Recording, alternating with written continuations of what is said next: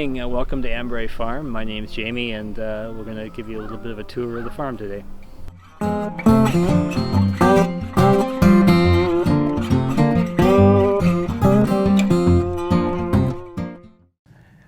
I've been doing this for about 24 years, full-time for now 6 since I've retired. I was a lifetime educator at the local high school in Orangeville, and I've always been fascinated with farming, and this is, I guess, a good example of what happens when a passion becomes a business. And we've gone from basically a big backyard garden to a year-round vegetable garden with 4 employees, and it's one of those things that has always been, I guess, just one of those passions that needed to come out, and I love to grow food.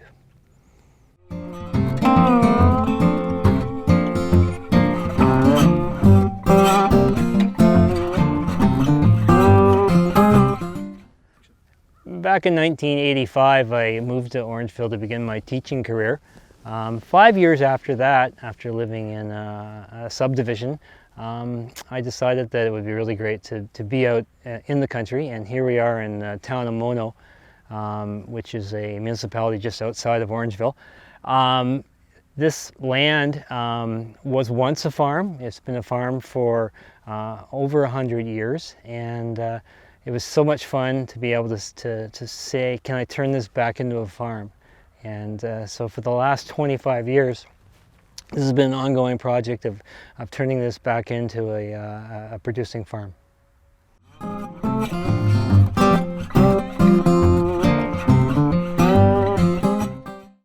Okay, there's over 20 crops that we can grow year-round, but one of the ones that I think people like the most, and I like the most, is lettuce. It's one of those things that people will buy and eat every week of the year. And how do you grow it year-round? Well, here you're looking at a bed of lettuce that was planted in late August, and now it's mature, and next week we will be harvesting these heads of lettuce, and this will become part of our salad mix.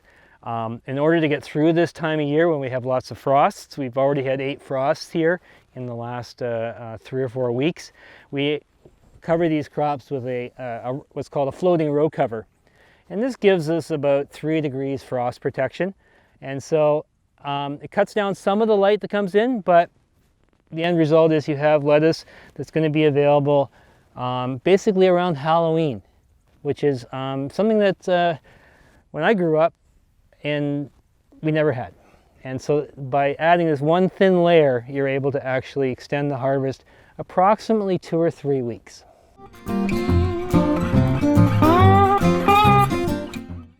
Okay, one of our goals here at Braigh Farm is really to build strong, vibrant local economies. And so much of what we do, we really always think local.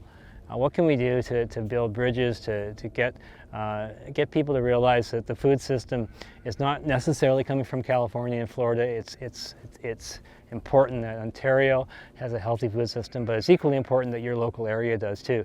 So we have a Farmgate store, which you'll have a chance to see at some point today. But 85% of our customers come and to buy their produce from our Farmgate store, which means that people are coming basically from within 25-30 kilometers to actually buy our vegetables. And over 80% of our sales actually comes from our Farmgate stand. So people will support a local farm. And so that's so exciting to hear. Our local chefs are an important part of that food system too. 20% of our sales goes to local restaurants, and they work with these farmers like us, and it's so different than ordering from a institutional commercial food supply system. When I call up a chef and say what's available, they have to immediately start thinking, what am I going to make with that this week, because this is what you have available. And I sometimes joke that I've just delivered parsnips to every restaurant in Orangeville, and I guess that's probably going to be on the menu this weekend. And all the chefs are going to come up with new versions, new ways to do something with the parsnips. But you need that sort of belief in the local food system with the chefs to make that work. Incredibly supportive. So once again, we're trying to always tie the community together. We support a local coffee roaster, and we sell their organic free trade roasted coffee here at the store, for example. We'll sometimes bring in some potatoes and whatnot from local producers, something that we don't actually grow. And so it's the whole attempt to try to internalize those economic links to make this a stronger region. And the last thing I guess is important is food security, because food security also is being able to provide food for your region, but it's also being able to provide food for many people that can't necessarily access food security because of limited means, loss of jobs, and things like that. So we dedicate a fairly large percentage of our gross sales to supporting the Orangeville Food Bank, for example. Any food that is surplus would go there. We also support the Compass Run for Food, which supports all the local food programs in our schools. And so, basically our whole belief is a strong local food system, a strong community is so important for all of us.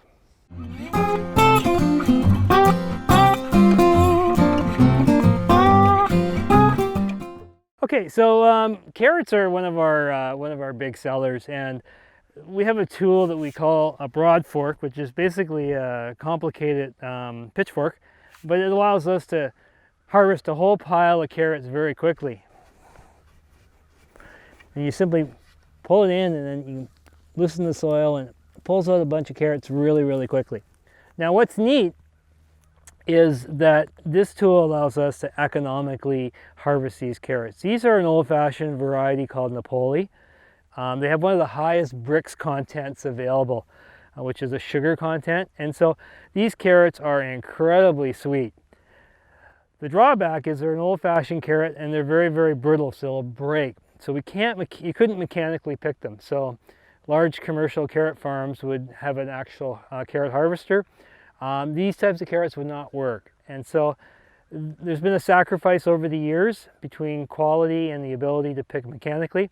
And so this allows us to grow an old-fashioned variety, super sweet, but we need to be able to harvest them as quickly as possible. And the broad fork allows us to do that.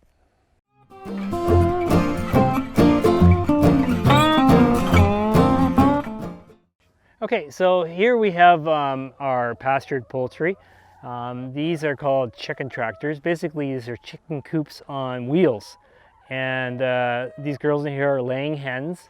And what we do is we move the tractor every day so they can have fresh pasture. They can kind of express their natural chickenness, which is pecking and scratching, and they're safe from predators here. And so these chickens move around our field basically every day, and they're consuming lots of bugs and dandelions and clover and grass, and they're also fertilizing the field. So these girls actually, not only do we get the eggs, which our customers appreciate, but they are actually fertilizing the fields for potential gardens. So right today these girls are here, but if we were just to look over in this area here, this is where they were. They were here a couple years ago doing the same thing you see them doing here. And this allows us to really increase the fertility. So what we've done is we've worked the animals into kind of our crop rotation to improve our soil. And it's sort of a win-win for everybody.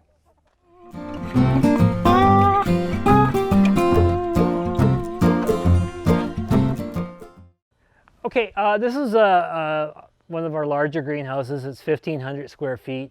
It has a heater. We do turn the heat on occasionally at various times of the year when we absolutely have to. Right now there's no heat on in this greenhouse. This greenhouse also is interesting in that it's on wheels and rails, and we've just moved this greenhouse from another site and to cover these crops, because these crops now are at the point where they can really benefit from a little bit of protection from the elements. In here we have a lot of Asian vegetables like Hakurei turnips, we have radishes, we have tatsoi, and we have our lettuce. This greenhouse here will be harvested November and December, and we will have fresh salad greens available for our customers almost ready for Christmas time.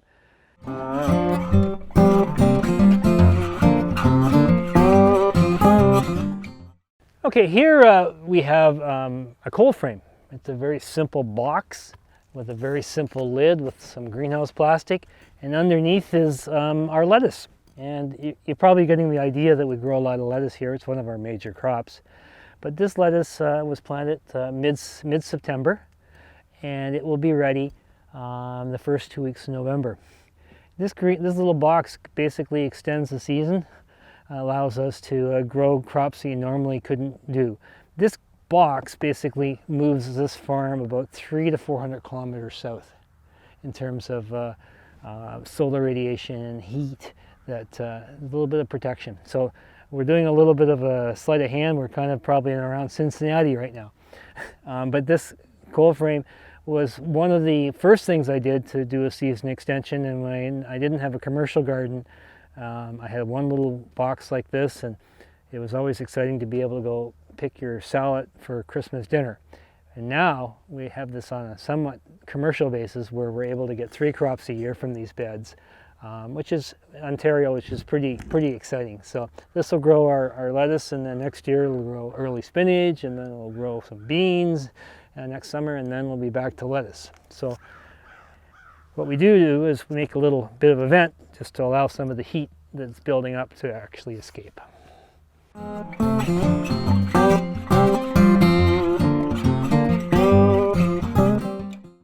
Okay, welcome. This is our farm stand shop, which is located at the end of our laneway.